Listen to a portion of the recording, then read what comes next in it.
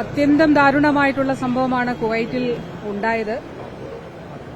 നമ്മുടെ കുറേയേറെ ആളുകൾ മരിച്ചു, കുറേയേറെ ആളുകൾക്ക് പരിക്കേറ്റിട്ടുണ്ട്. അവർ ആശുപത്രികളിൽ ചികിത്സയിലാണ്. അപ്പോൾ ഈ മരിച്ചവരുടെ ഡെഡ് ബോഡി നാട്ടിലേക്ക് കൊണ്ടുവരുന്നതിനു വേണ്ടിയിട്ടുള്ള ക്രമീകരണങ്ങൾ നടക്കുകയാണ്. 23 മലയാളികളെയാണ് ഒഫീഷ്യലി എംബസി ഐഡന്റിഫൈ ചെയ്ത് ഡിക്ലെയർ ചെയ്തിട്ടുള്ളത്. 2 പേരുടെ ബോഡി ഐഡന്റിഫിക്കേഷൻ അത് സംശയത്തിലാണുള്ളത്. അതുകൊണ്ട് ഒഫീഷ്യലി എംബസി ഡിക്ലെയർ ചെയ്തിട്ടില്ല. ഔദ്യോഗികമായി പ്രസിദ്ധീകരിച്ച ലിസ്റ്റിൽ 23 മലയാളികളാണ് ഉള്ളത്. 2 പേർ കൂടി ഉണ്ട് എന്നുള്ളത് സംശയിക്കപ്പെടുന്നുണ്ട്. ഔദ്യോഗിക സ്ഥിരീകരണം വരേണ്ടതായിട്ടുണ്ട്. അപ്പോൾ ബഹുമാനപ്പെട്ട മുഖ്യമന്ത്രി ഇന്നലെ തന്നെ കേന്ദ്ര സർക്കാരിനുമായി ആശയവിനിമയം നടത്തിയിരുന്നു. ഇന്ന് ഈ മരിച്ച മലയാളികളുടെ മൃതദേഹങ്ങൾ കേരളത്തിൽ എത്തിക്കുന്നതിന് വേണ്ടിയിട്ടുള്ള ക്രമീകരണങ്ങൾ ചെയ്യണമെന്നുള്ളതും ആവശ്യപ്പെട്ടിരുന്നു. അപ്പോൾ ഇപ്പോൾ അവിടെ നടപടിക്രമങ്ങൾ ഏതാണ്ട് പൂർത്തിയായിക്കൊണ്ട് മൃതദേഹങ്ങൾ പെട്ടികളിലേക്ക് മാറ്റുന്ന പ്രവർത്തനമാണ് നടക്കുന്നത്.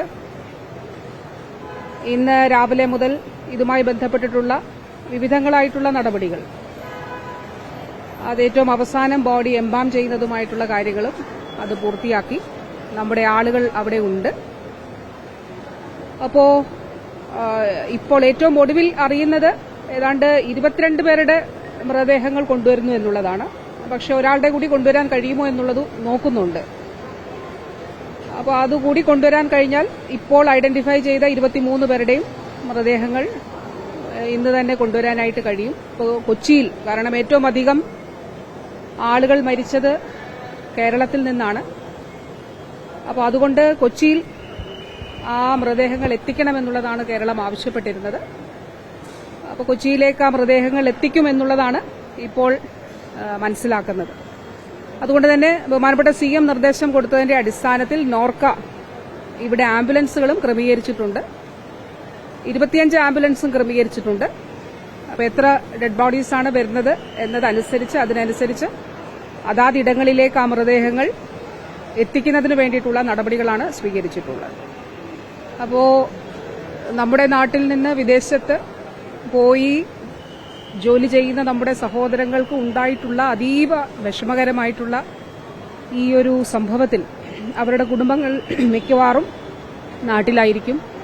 അവർക്ക് പോകാൻ കഴിയില്ല. അതുമാത്രമല്ല 4 പേർ ICUവിൽ ചികിത്സയിലുണ്ട് മലയാളികൾ എന്നുള്ളതാണ് കണക്കാക്കപ്പെടുന്നത്. 30-ലധികം പേർ 3-4 ആശുപത്രികളിലായിട്ട് ചികിത്സ തേടുന്നുണ്ട്. ചില ആളുകൾ പ്രാഥമിക ചികിത്സ തേടി അവർ ആശുപത്രികൾ വിട്ടിട്ടുമുണ്ട്. അപ്പോൾ ഇവരെയൊക്കെ നേരിൽ പോയി കാണുന്നതിനും അവർക്ക് ആവശ്യമായിട്ടുള്ള സഹായങ്ങൾ ഏകോപിപ്പിക്കുന്നതിനും വേണ്ടിയിട്ടാണ് ബഹുമാനപ്പെട്ട മുഖ്യമന്ത്രി നിർദ്ദേശിച്ച് മന്ത്രിസഭ തീരുമാനിച്ചുകൊണ്ട് സർക്കാരിനെ പ്രതിനിധീകരിച്ചുകൊണ്ട് ഞാൻ പോകുന്നു. ഇപ്പോൾ അവിടെ മൃതദേഹങ്ങൾ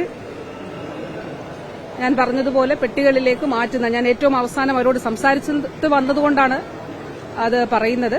അപ്പോൾ അത് നടക്കുകയാണ്. അത് ഉടനെ തന്നെ പൂർത്തിയാക്കുമെന്നുള്ളതാണ് അവർ പറഞ്ഞത്. അപ്പോൾ അങ്ങനെയാണെങ്കിൽ അധികം വൈകാതെ അവിടെ നിന്ന് വിമാനം പുറപ്പെടും എന്നുള്ളതാണ് അറിയിച്ചിട്ടുള്ളത്. അതിൽ വ്യോമസേനയുടെയോ അല്ലെങ്കിൽ ചാർട്ടേഡ് ഫ്ലൈറ്റോ എന്നുള്ളതാണ്. ഏതായാലും ഇവിടേക്ക് എത്തിക്കുമെന്നുള്ളതാണ് ഏതാണ്ട് നമുക്ക് മനസ്സിലാക്കാൻ കഴിയുന്നത്. 90% ഇവിടേക്ക് എത്തിക്കുമെന്നുള്ളതാണ്.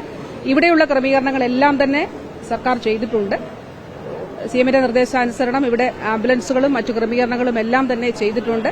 അഡ്രസ്സുകൾ, അതാത് ലൊക്കേഷനുകൾ ഐഡന്റിഫൈ ചെയ്തുകൊണ്ട് ഈ മൃതദേഹങ്ങൾ അതാത് ഇടങ്ങളിൽ എത്തിക്കുന്നതിന് വേണ്ടിയിട്ടുള്ള നടപടിക്രമങ്ങളും സ്വീകരിച്ചിട്ടുണ്ട്.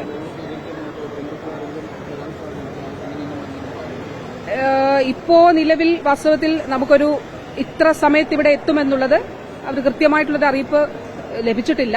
എന്നാൽ അവിടുന്ന് പുറപ്പെടുമ്പോൾ ആ അറിയിപ്പ് ലഭിക്കുമെന്നുള്ളതാണ് പ്രതീക്ഷിക്കുന്നത്. പക്ഷേ ഈ മൃതദേഹങ്ങളെല്ലാം തന്നെ വീടുകളിൽ കൃത്യമായി എത്തിക്കുന്നതിന് വേണ്ടിയിട്ടുള്ള നടപടിക്രമങ്ങളാണ് ചെയ്തിട്ടുള്ളത്. അതുകൊണ്ട് തന്നെ അത് ആ രീതിയിൽ തന്നെ വളരെ കൃത്യമായി ഉറപ്പാക്കുന്നു.